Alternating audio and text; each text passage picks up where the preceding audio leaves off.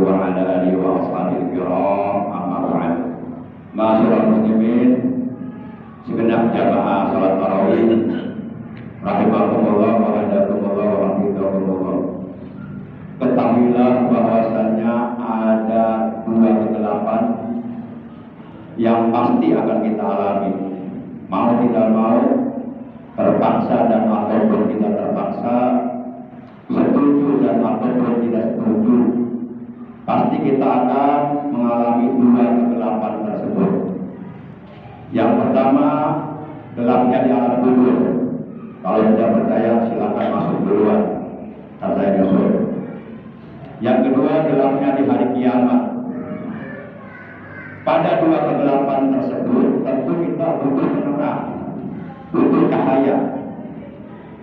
Maka oleh karena itu kita harus melakukan amalan yang amalan tersebut apabila kita lakukan menjadi cahaya, menjadi penerang buat kita nanti di alam kubur dan di hari kiamat. Dan setiap kita pasti akan mati. Mau tidak mau itu, setuju tidak setuju, terpaksa tidak terpaksa, siap ataupun belum siap bekalnya, siapapun kita, apapun profesi kita, apapun jabatan kita, apapun pangkat kita, apapun pekerjaan kita, apapun bangsa dan bahasa kita, satu saat kita pasti akan mati. Karena banyak ayat-ayat Al-Quran yang menegaskan tentang datangnya kematian. Di antaranya Al-Quran surat 4 An-Nisa 4 ayat 78. Dengan sangat jelas Allah menegaskan ainama taqulu yudrikumul maut walau kuntum fi burujin musayyadah. Di mana saja kamu berada, di mana saja kamu bertempat tinggal, di rumah, di luar rumah, di kantor, di perjalanan, di udara, di lautan, di daratan, di mana saja kamu berada, wherever you are, di mana saja kamu berada, yudrikumul maut, kata Allah. Satu saat pasti kematian itu akan mendapati kamu. Satu saat kematian itu pasti akan menjumpai kamu. Dan datangnya kematian tidak hanya datang kepada orang yang sakit. Orang yang sehat saja sekalipun bisa saja mati. Walaupun mungkin di musayyadah, kata Allah, sekalipun kamu bersembunyi, melarikan diri, tidak mau mati, takut mati, bersembunyi di suatu tempat yang dibenteng dengan tinggi dan kokoh, pasti kematian akan datang. Akhirnya kita semuanya akan menjadi penghuni rumah masa depan yang namanya alam kubur. Jadi alam kubur ini adalah rumah masa depan kita. Mau tidak mau, rumah yang sekarang kita tinggali, berkumpul bersama keluarga di dalamnya, cepat atau lambat pasti akan ditinggalkan. Semewah apapun itu rumah, berapa lantai itu rumah, megahnya, mercusuarnya, tetap akan kita tinggalkan. Akhirnya kita akan menjadi penghuni rumah masa depan yang namanya alam kubur. Dan kata Nabi, annal qabra awwalu manazilil akhirah. Fa inna jamintu fama ba'dahu aisaru minhu wa illam yantu minhu fama ba'dahu asyaddu minhu. Kata Nabi bahwasanya alam kubur ini adalah tahap pertama, pintu pertama menuju alam akhirat. Kita semuanya pasti akan menuju alam akhirat. Nah, pintu pertamanya, tahap pertamanya menuju alam akhirat adalah alam kubur. Kata Nabi, fa inna jaminu fama ba'dahu aisaru minhu. Maka jikalau kamu selamat di alam kubur, dari azab kubur, dari siksa kubur yang sangat pedih, maka kamu akan mengalami atau melanjutkan perjalananmu menuju alam akhirat tahap-tahap berikutnya dengan mudah, dengan gampang, tanpa adanya kendala, tanpa adanya siksaan, tanpa adanya azab, karena di alam kubur ini sudah selamat. Jadi alam kubur ini menjadi barometer, menjadi tolak ukur terhadap selamat atau tidaknya kita menuju alam akhirat nanti di alam kubur. Dan akan bagaimana nasib kita dalam kubur? Pertanyaannya, jawabannya ada pada diri kita sendiri. Apa yang kita lakukan sekarang di alam dunia?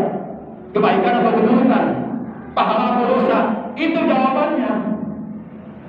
Karena alam kubur ini bisa menjadi taman surga, bisa menjadi lubang api neraka. Tergantung siapa yang masuk ke dalamnya. Kalau yang masuk ke alam kubur orang yang soleh, ahli ibadah, akhlaknya bagus, hatinya bersih, nggak pernah usil sama orang lain, menjaga anggota badannya dari perbuatan maksiat, maka alam kuburnya oleh Allah akan dijadikan rawdah min riyadil jannah. Ja'alallahu qabrahu rawdatan min riyadil jannah. Allah jadikan alam kuburnya taman daripada taman-taman surga. Lalu kata malaikat, "Num kana min arus." Tidurlah kamu di alam kubur bagaikan tidurnya pengantin baru. Tahu-tahu dia sudah tiba. Dia merasa sebentar di alam kubur, seperti halnya Ashabul Kahfi. Dia merasa tidur 1 hari, padahal tidurnya 309 hari. Itu bisa Ashabul Kahfi ada dalam surat Al-Kahfi. Nah seperti itu alam kubur, alam metafisika, alam gaib yang akan kita alami. Tapi sebaliknya, kalau yang masuk ke alam kubur orang yang zalim, orang yang durhaka, banyak meninggalkan perintah Allah, banyak melanggar larangan Allah, banyak berbuat maksiat, hidupnya hanya mempertukarkan hawa nafsu belaka, maka ja'alallahu qabrahu rawdatan min riyadil jannah. Allah jadikan alam kuburnya lubang daripada lubang api neraka. Dia akan dibakar di alam kuburnya. Enggak percaya, silahkan duluan, saya dulu. Bapak Ibu yang dirahmati Allah Subhanahu wa taala. Nah, di alam kubur kita butuh penerang, butuh cahaya yang akan menerangi kita. Kalau sekarang umpama tiba-tiba ini listrik mati, gelap pasti. Kita nggak nyaman, nggak kelihatan kalau tiba-tiba mati listrik. Tapi itu nggak seberapa gelapnya dibandingkan dengan gelapnya di alam kubur, dengan gelapnya di hari kiamat. Dan tidak ada yang mampu menerangi gelapnya alam kubur, tidak ada yang mampu menerangi gelapnya dari kiamat, kecuali kata Nabi, 1 sholat 5 waktu, 2 baca Quran, 3 bersedekah, 4 memperbanyak tasbih, dan masih ada 2 lagi kata Nabi. Allah Subhanahu wa taala pernah berfirman kepada Nabi Musa, "Ya Musa, wahai Musa, inni a'taitu ummata Muhammadin nuraini."